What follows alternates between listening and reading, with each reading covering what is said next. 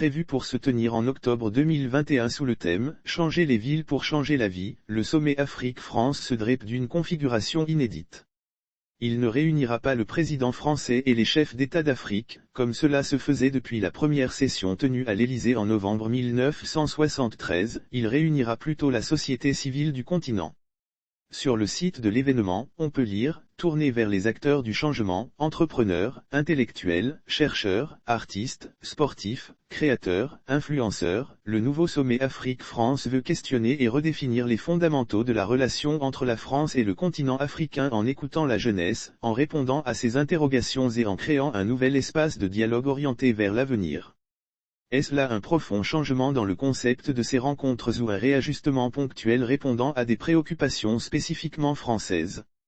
Les chefs d'État sont-ils exclus de ce sommet parce qu'ils ne répondent plus aux aspirations de la jeunesse qu'il vaut mieux écouter directement? Impossible d'y répondre pour le moment. À l'origine de ce nouveau format, sans doute les préoccupations du président français qui déclare en janvier 2020 à Pau devant ses homologues du G5 Sahel que « le sentiment anti-français se développe en Afrique ». Propos qui viennent certainement en écho à une expression de ras-le-bol de la jeunesse africaine en rupture avec les pouvoirs en place et qui pense que les chefs d'État qu'elle rejette sont d'une manière ou d'une autre soutenus et maintenus au pouvoir par l'État français. Le président Macron a bien compris dès son arrivée à l'Élysée cette soif de liberté et ce besoin d'opportunité de la jeunesse africaine et il a semblé vouloir anticiper. Il a en conséquence mis sur pied en août 2017 le Conseil présidentiel pour l'Afrique, CPA, en misant sur la diaspora avec sa capacité d'entreprendre et il a tenu à Ouagadougou 2 mois plus tard, un discours évoquant la mort de la France-Afrique que beaucoup ont jugé prometteur sur cette thématique. 4 années après, qu'en reste-t-il? Le discours du président français n'a pas produit les effets espérés par les jeunes Africains et le CPA s'est révélé inadapté à produire les résultats attendus. Bien au contraire, le positionnement variant de l'État français face au 4e mandat présidentiel au Togo, au 3e mandat en Côte d'Ivoire et en Guinée, de même que le grand écart vis-à-vis des coups d'État au Mali et au Tchad ont douché les attentes des plus optimistes. Quand on comprend que l'on ne peut plus rester dans l'immobilisme face aux immenses besoins de changement des jeunes Africains et que les solutions engagées n'en sont pas de réelles, alors on se demande si au fil des décennies l'État français ne s'est pas piégé dans sa relation si particulière qu'elle a conçue avec l'Afrique francophone au point qu'il lui semble quasiment impossible de s'en sortir à moindre coût. La France a des atouts indéniables en Afrique francophone, mais elle les fragilise considérablement. Est-ce par manque de courage politique des présidents successifs qui n'osent pas remodeler ce que le général de Gaulle a mis en place ou simplement du fait de la complexité du chantier et des incidences sur la politique intérieure? L'État français ne devrait-il pas mettre en adéquation la préservation de ses intérêts stratégiques avec les aspirations de la jeunesse africaine pour mieux pérenniser ses atouts, plutôt que d'investir dans un statu quo de plus en plus coûteux et difficile à tenir? L'immobilisme conduit à l'impasse qui génère souvent des extrêmes. Et les signes annonciateurs sont là. La situation se crispe davantage.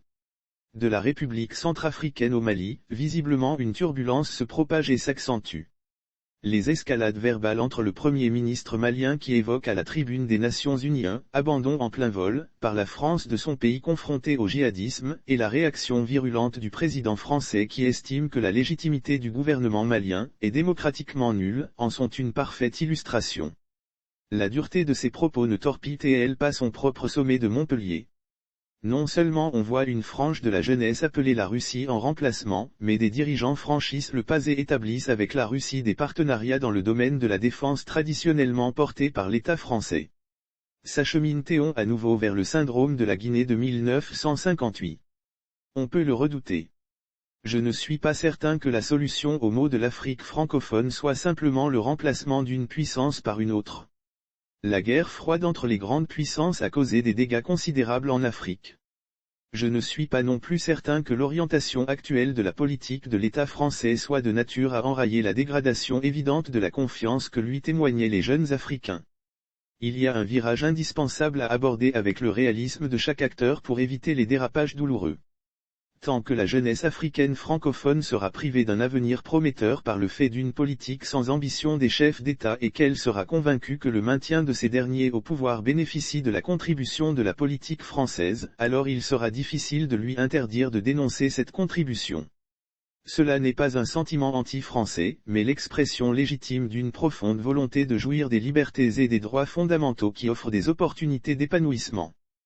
Qui peut réfuter cela? En se mettant du côté de la jeunesse, cela pérennise les meilleures relations qui protègent les intérêts légitimes de tous. Personne ne peut se substituer aux leaders africains pour répondre à ces besoins affirmés de la jeunesse. Pour créer un nouvel espace de dialogue orienté vers l'avenir, comme le préconise le sommet, il faut se mettre en harmonie avec la jeunesse, pas seulement celle qui fera le voyage à Montpellier. Il faut plutôt écouter toute la jeunesse en répondant efficacement à ses véritables attentes en Afrique. Elle se résume à la liberté, au respect des droits humains et aux opportunités d'épanouissement. Et cela est de la responsabilité première des chefs d'État d'Afrique. Ils n'ont en effet pas besoin d'attendre un sommet Afrique-France pour s'y atteler.